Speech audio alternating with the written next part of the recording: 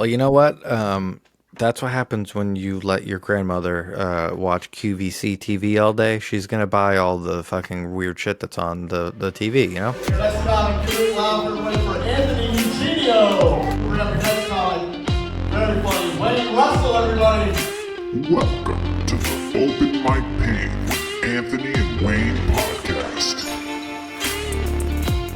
Why, hello everybody, and welcome to an Open Mic Pain with Anthony and Wayne. How you doing, Wayne? Doing really well. Had a great weekend. How about yourself? Did you know? Did. I am doing as good as you can do when you have two kids, which is bad. Mediocre to poor. Yes, quite poor. So today we thought we would do a fantastic idea for an episode because we produced our show this last weekend at the H.E. Fletcher Club in Westford, Massachusetts. And we wanted to give anybody out there who's interested at producing their own show an insight into what it took to put on this show, which was a successful one, which we sold tickets to, and it went great. We'll talk about the bad things that happened while we were doing it, the things that we had to overcome to make it happen, and what you should expect, the kind of equipment you should have, kind of everything it takes. Because I think when we first started talking about doing shows, there was a lot of unknowns. We were like, oh, we should go watch somebody put on a show and all this kind of crap because we really didn't know what we were doing. So now we do. Like everything else, once you remove the veil, you realize that it's not that hard. So we're going to tell you guys how to do it. What do you think, Wayne? Yeah, it was definitely an interesting experience. We can actually touch on both shows we've done. Where the first one we did at the campground in Loudon, we talked about that a little bit, but that was a different animal because we just got paid straight out to do that. Yeah. Which made things much easier. Yeah, if you can get someone to just pay you to do a show, all guaranteed and no risk, you should do that. Right. Where the difficulty comes in on the second show we had was that we were trying to sell tickets. Yes. And that can be very stressful. Well, it can be not only stressful, but like for instance, you found this venue. This is one you went to. It is near where you are, in an area that I don't know. So I was extremely skeptical that anybody would even be able to get to this place because I don't know where the hell it is. And also, I wanted to do two things. I wanted to support you fully for the idea that you had for this venue while simultaneously thinking you were going to fail, which I think is a nice way to do it, right? Because a lot of people think you're going to fail, and then they act like you're going to fail. They're just like, I'm not doing shit for that. Yeah. I was like, no. He's a dumb asshole who's going to fail, but let's still help him out and see how it goes. Can I kick in here real quick? Yeah. You're a horrible actor. I knew the whole time. What do you mean? Oh, no, I told you. I didn't lie. You did tell me straight up. Yeah. I didn't lie at all. No, but I supported, like, I was doing the things that a person who thought it was going to succeed would do the whole time. Mm-hmm. Just didn't think it would. That's how you got to do it. Because I don't really, this is the thing. I just guess a lot. And I'm wrong most of the time. So you got to hedge your bets. You know, you got to make sure that you give the gooding as they go. And so that is a lesson, why I brought it up quickly, that you can do a show in a lot of different places if you put in the proper marketing. We didn't know what the proper marketing would be because we were way more successful with the digital marketing than we were with the print marketing this time, I would say. And yes. I don't know if that changes if you're like in a bar or a brewery where people are all the time instead. So there is a little bit of that. I can talk to that because, so one of the things we did, I should say, is we came up with these little business cards that had the flyer on the front and then a promo code with a QR code on the back, so $10 tickets, and I was dropping those off at gas stations, Dunkin' Donuts, Starbucks. I was handing them out when I went to Market Basket to, like, if I got deli meat, like, hey, we're doing a show, whatever. That had a unique promo code to it. So I knew everybody that used that to buy a ticket. And nobody did. Well, I own retail stores, as you know. and a lot of people come in trying to get me to do print marketing for them, meaning like, here, we run this magazine. You should put your store in it, and it will do good. And every time I say the same thing, I don't know how you're still alive because there's the internet. And I'm facetious because I never try them, so I don't know if they're going to help me. But I'm glad to know that I was right for 10 straight years that that's dumb, and we should just put all of our money into mobile marketing. So, well, there was a second half to that.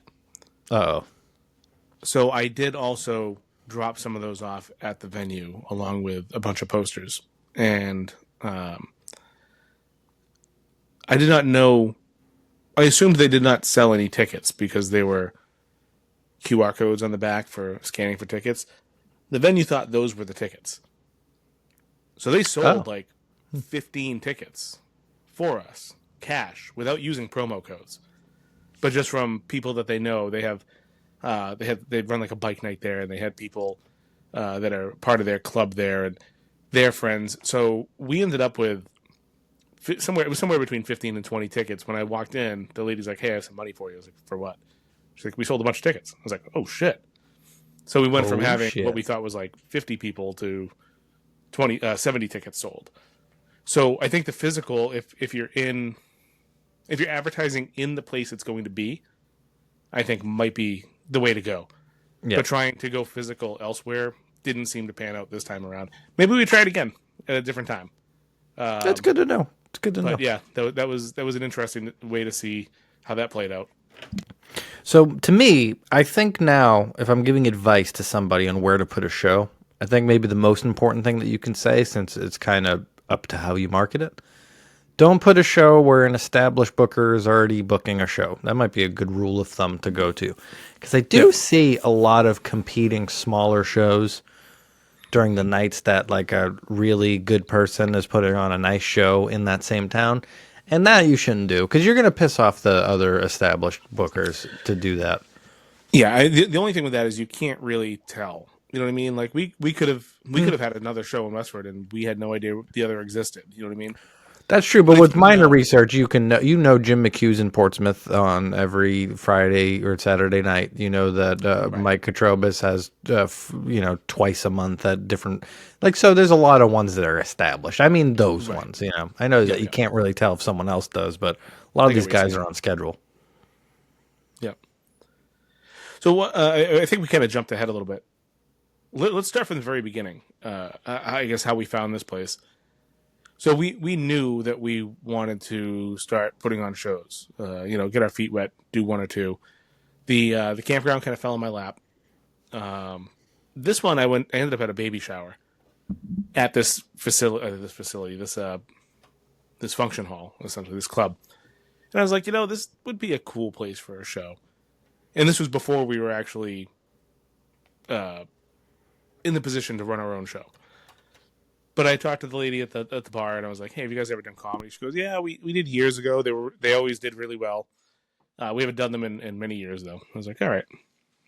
A couple months later, we got to the point where we grabbed some equipment. We had the backdrop. We started doing shows for other people. Running shows for other people. And I reached out to this place, and I said, "Hey, here's where we're at. If you're ever interested, let us know." We didn't hear anything for like a month. Then all of a sudden, the owner emailed me, said, "Hey, let's do it." So I guess in that front, if you're interested in it, always keep your options open. Keep your eyes open for what would work for a good venue. I didn't jump ahead at all, by the way. I didn't jump ahead one bit. I was perfectly because we went straight to timing. advertising. No, I didn't say you. I just said we went straight to the advertising. You're a cunt. Oh, no, sorry. Hold on. You can't say that. You're so much more editing for me now. Yeah, you're sorry. You have to actually listen to the show this time. I think I'm not going to start with you saying my butthole is for sale in the beginning, because I don't think YouTube like that either. Yeah, we are. This is the thing. YouTube has a very specific thing they're looking for, and we're just not it. We're not what they want. But that's life, that's how we're going to do it. Okay. Yeah. So Wayne, you are a just completely, utterly just horrible comic, right? And you need to decide you want to put on a show because no one else will book you. And that's the best way to get on a show. So what equipment should you invest in? before you do that? What do you think I mean, is it's the very minimal. essential gear? Yeah, it's very minimal.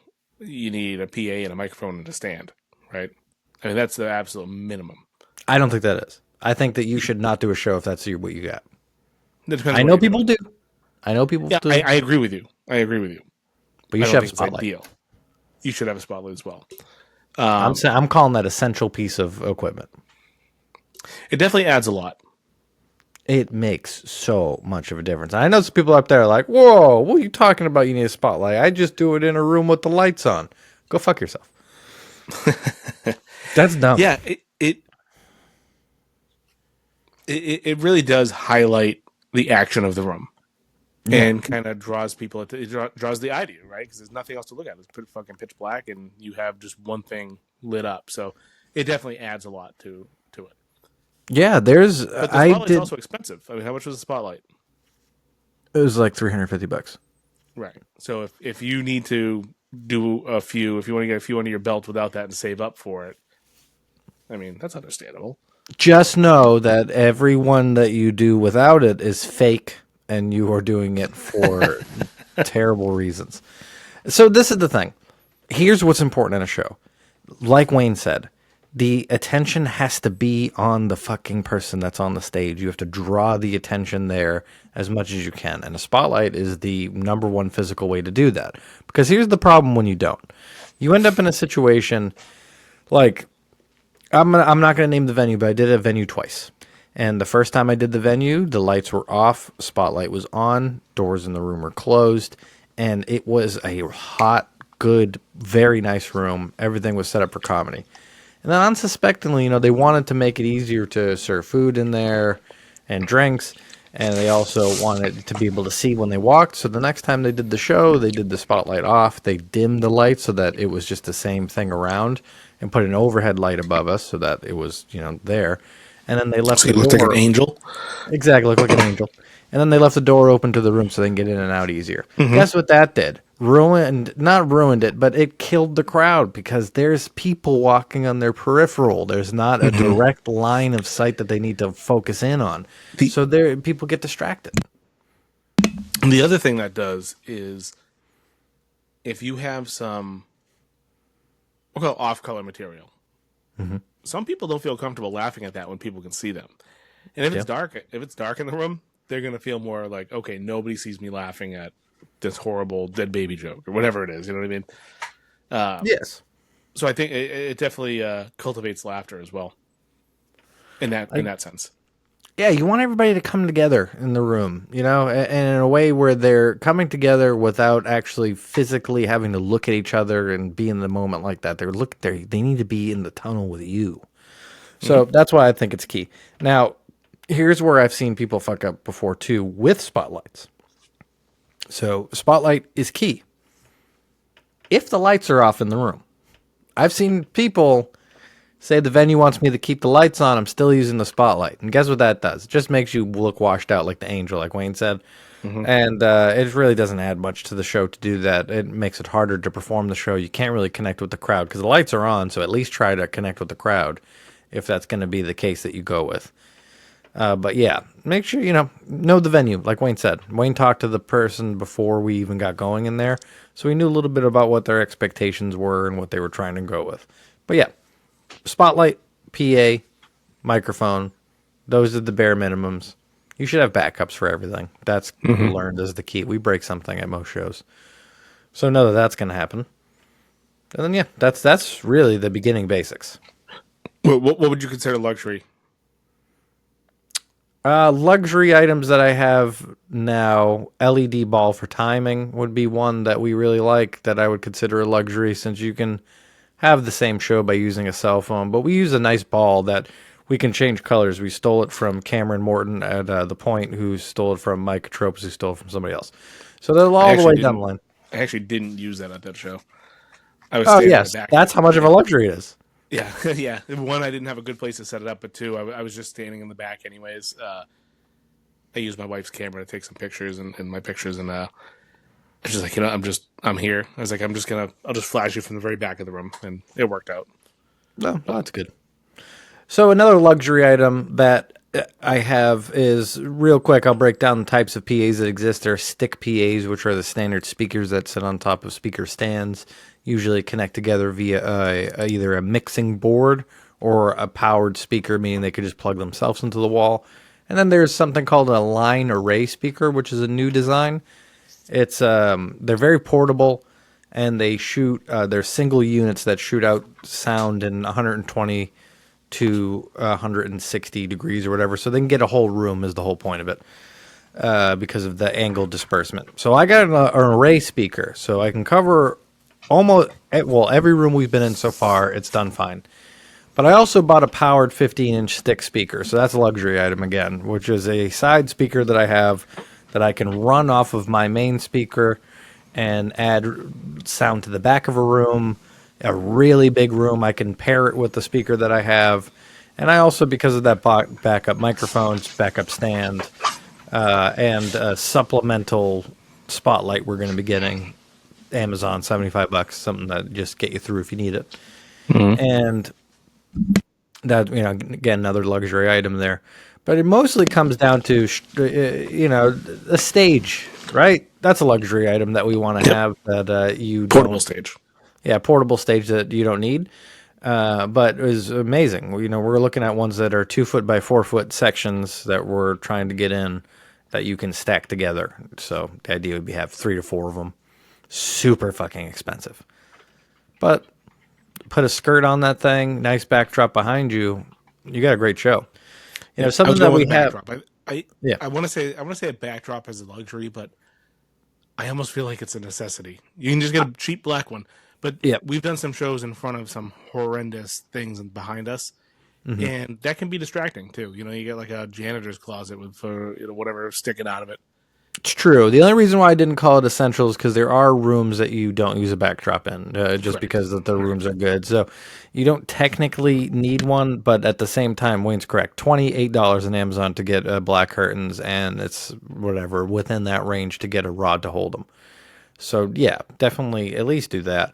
I even made a sign for bookers that you work with frequently. If I'm working for somebody, you don't want to put up the OMP banner. We can't, because that'd be fucked up, especially if you're doing a show for somebody else. So they usually just tell you to put a black curtain up behind you. Well, I don't like that. If I'm doing a show with somebody a lot and they're sending me out to set up gigs like that, I'm going to invest a little bit and make a sign with their name on it. That way I can hang it on the black banner behind me, and you got a now personalized show.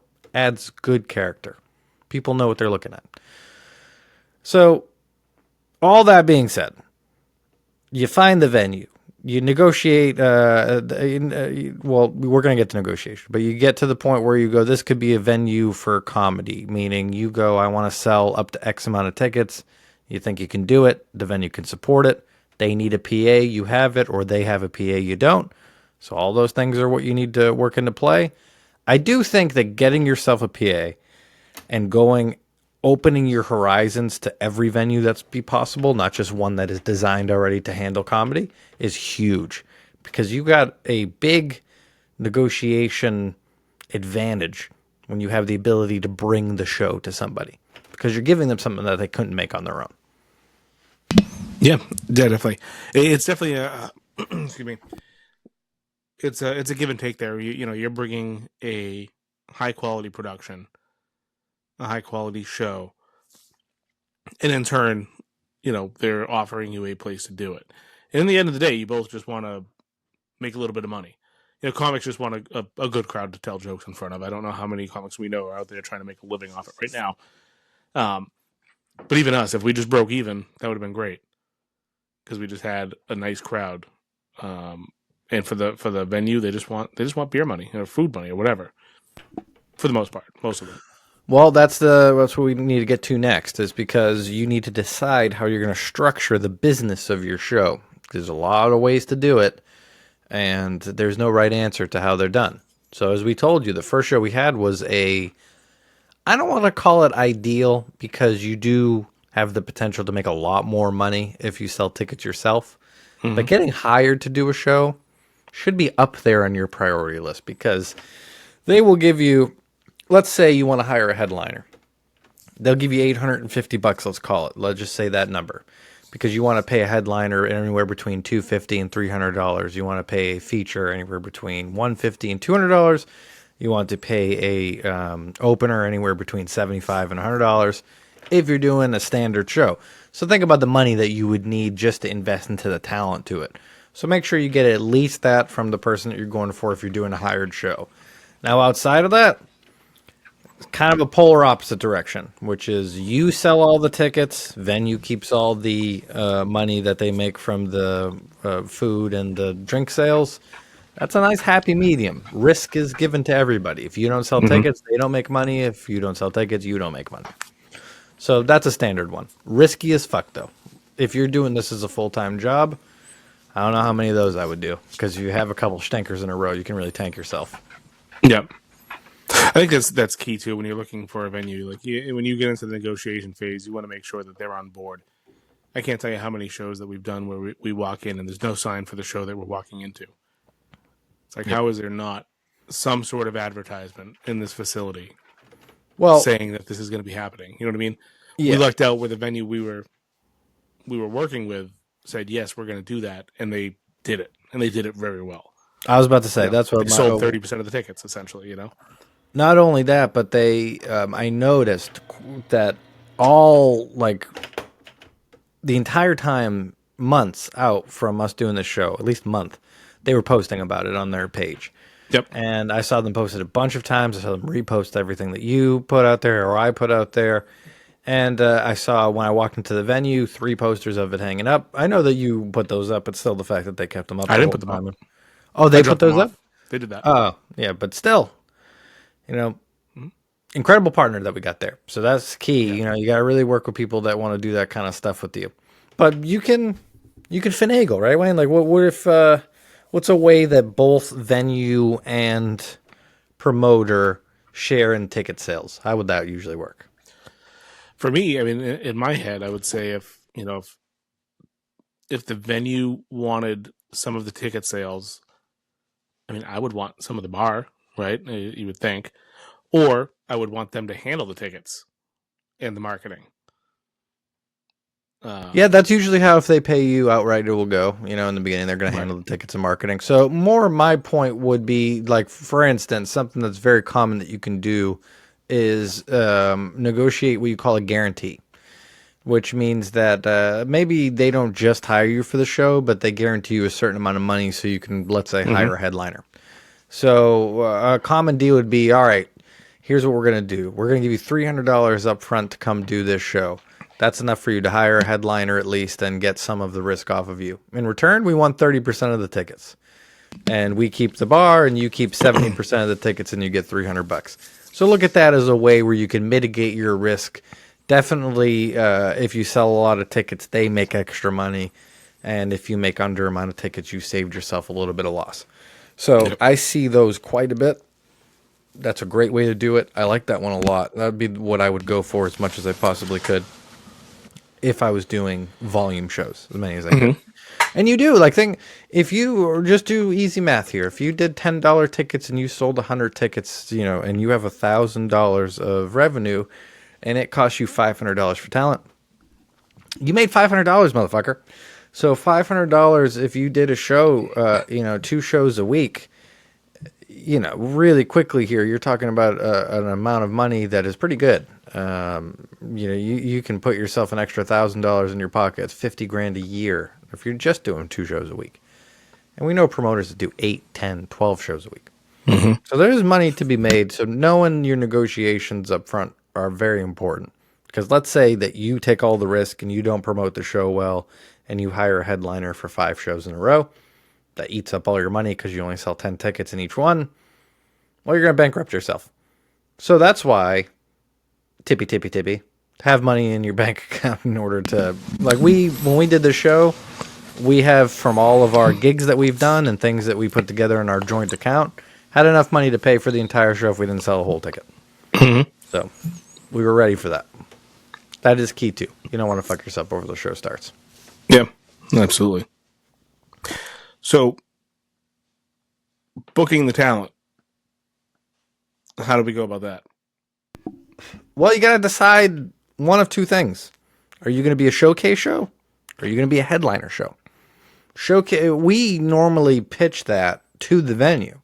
We tell them up front, this amount of money, this amount of expectation, we can only do a showcase. If you're thinking that you don't want to put much marketing money in, you don't know if it's going to sell a lot of tickets, and you just want to try something out, book your friends on there. And most of the time, they, even if you get some people on the showcase that you're friendly with at open mics, and they get on there and it doesn't go that well. Well, listen, they're one of 6 people. You're going to have other people that are up there that can handle it. If you are like, this is a place that is good enough where I think I have a high ceiling ability to sell tickets and a headliner will really go a long way and I got money to invest into that, well, then you got to be really picky on who you get in there. Because if you have a shitty middle, a shitty feature before your headliner is going to suffer. If you have a bad host, it's going to ruin the whole night. There's only 3 or 4 people on those. So that's kind of the idea of where you need to think about for talent.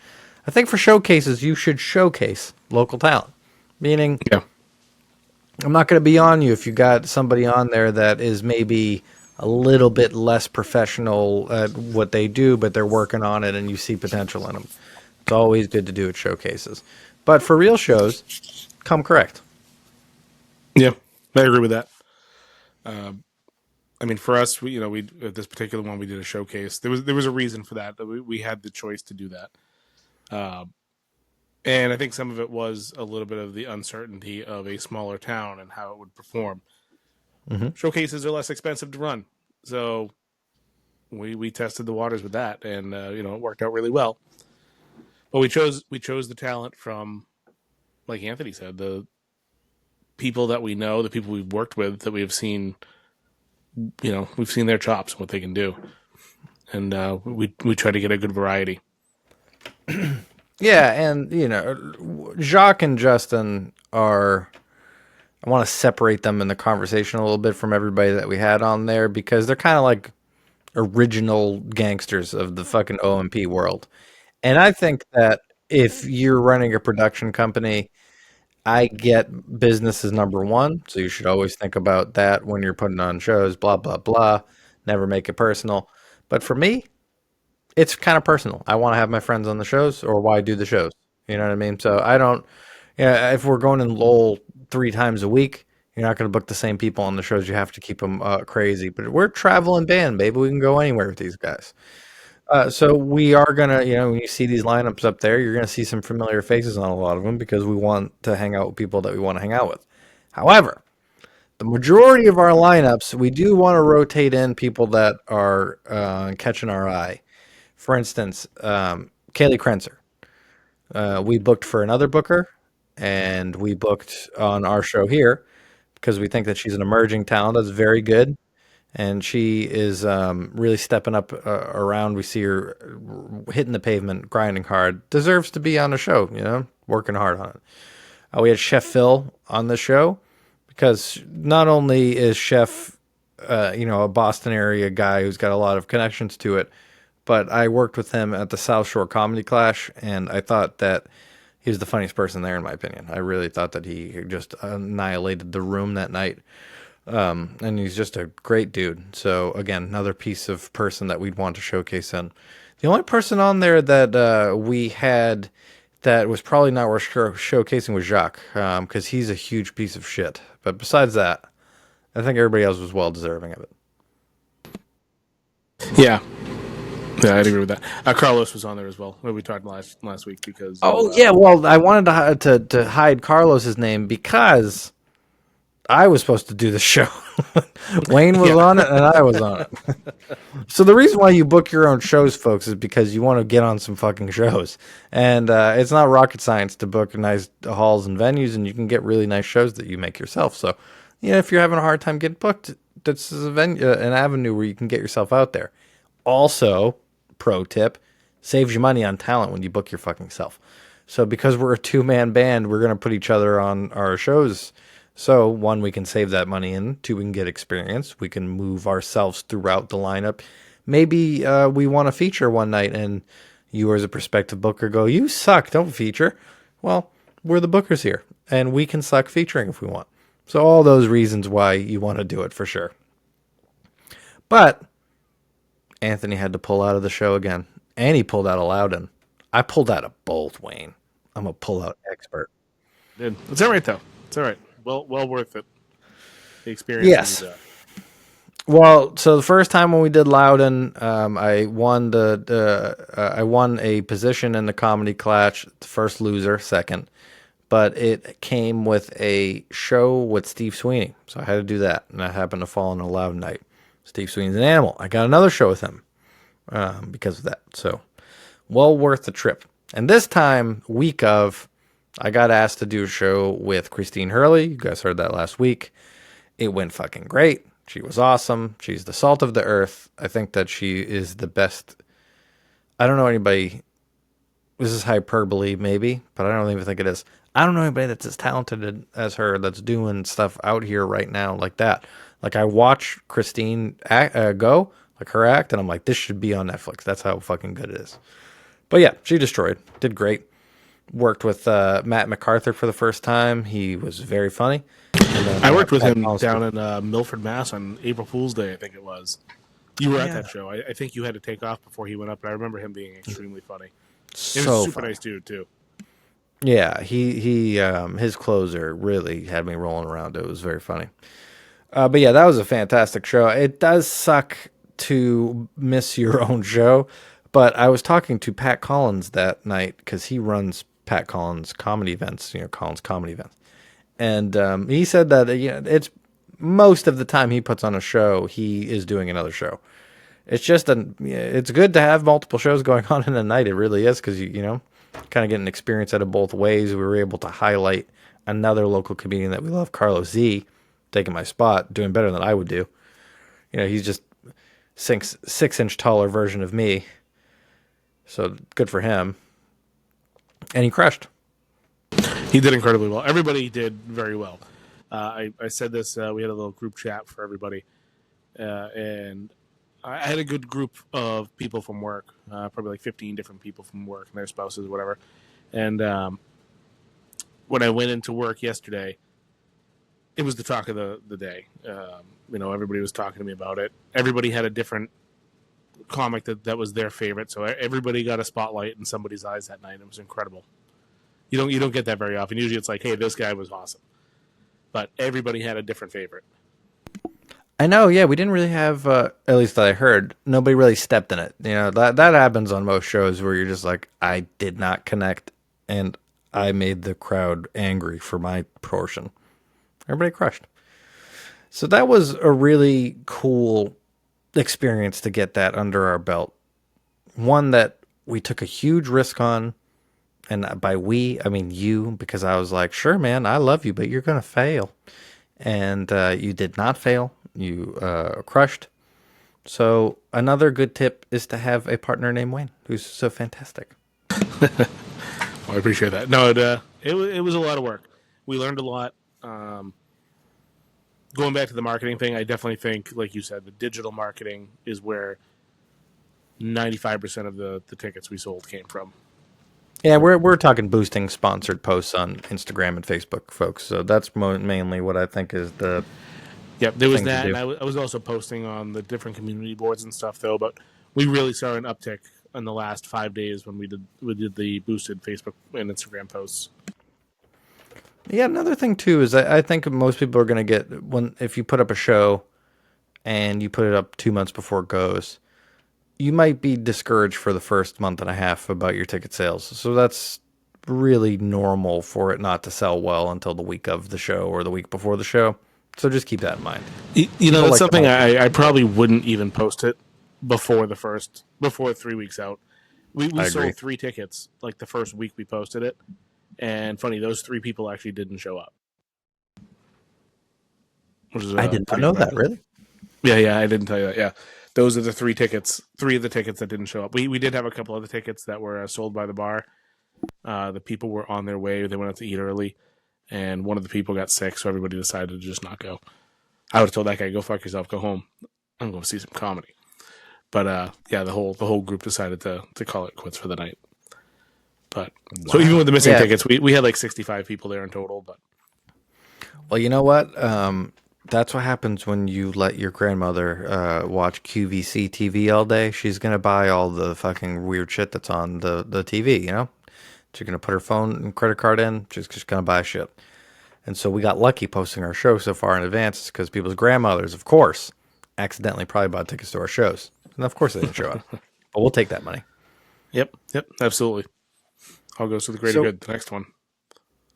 Yeah. So that's the rub, people. If you're gonna try to book your own shows, these are the methods and facets that you need to really think about before you get in there. So this is the beginning. This is part 1. Now, part 2 of this video, I told Wayne I wasn't going to mention it in the beginning because I didn't know if we were going to do it, and then now I did it. So we did it already. Sorry, Wayne. So part 2 of the video, we're going to discuss how this show went practically. What time did we get there? How do we set it up? Did we have hecklers? How do we handle them? All these things and more on the next episode.